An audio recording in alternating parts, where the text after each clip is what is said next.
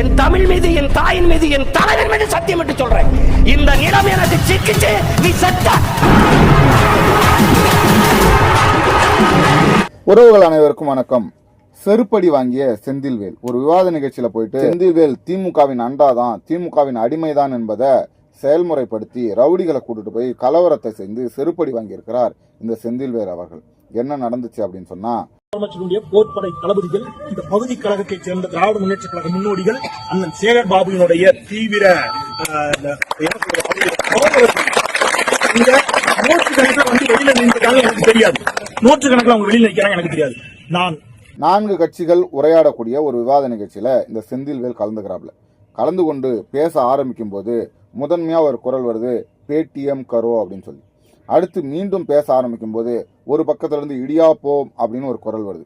இந்த மாதிரி அவரை பேச விடாம தொந்தரவு பண்ணதுனால அங்கிருந்து ஆவேசமாக, கோபமாக, இந்த மாதிரி விவாத நிகழ்ச்சியில என்னை பேச விட மாட்டாங்க, நான் நிறைய கண்டென்ட்டுகளோட வந்திருக்கிறேன் அப்படின்னு சொல்லிட்டு கோபமாக வெளியேறிய செந்தில்வேல் வெளியில போகாம உடனடியாக ரவுடி அமைச்சராக இருக்கக்கூடிய சேகர் பாபு அவர்களுக்கு உடனடியாக அழைப்புல போயிட்டு என்னை அவமானப்படுத்தி விட்டார்கள், அவர்களை பழிக்கு பழி வாங்க வேண்டும் அப்படின்னு சொல்லி உடனடியாக ரவுடிகளையும் இந்த விசிகாவின் தொண்டர்களையும் திமுகவின் உடன்பிறப்புகளையும் வரவழைச்சு அந்த மண்டபத்தின் எதிராக ஒரு 200-300 பேரை கூட்டி வச்சு பாஜகவை அடித்து துன்புறுத்தி இருக்கிறார் இந்த செந்தில்வேல் அவர்கள்.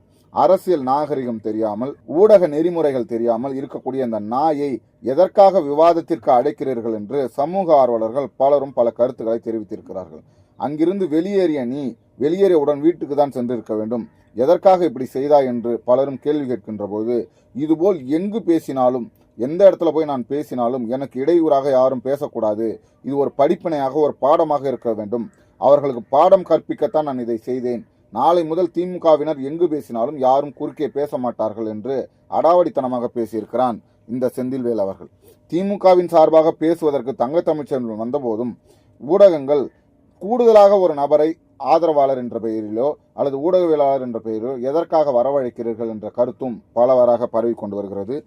இது போன்ற நபர்கள், ஜனநாயகம் என்றால் என்ன என்றே தெரியாத இது போன்ற மூடர்களை விவாத நிகழ்ச்சிகளுக்கு அழைக்கலாமா? செந்தில்வேலின் பேச்சில் உங்களுடைய கருத்துக்கள் என்ன போன்றவற்றை கீழே கமெண்ட்ல பதிவு செய்யுங்க. அடுத்தது ஒரு காணொலியில் மீண்டும் சந்திப்போம். நன்றி.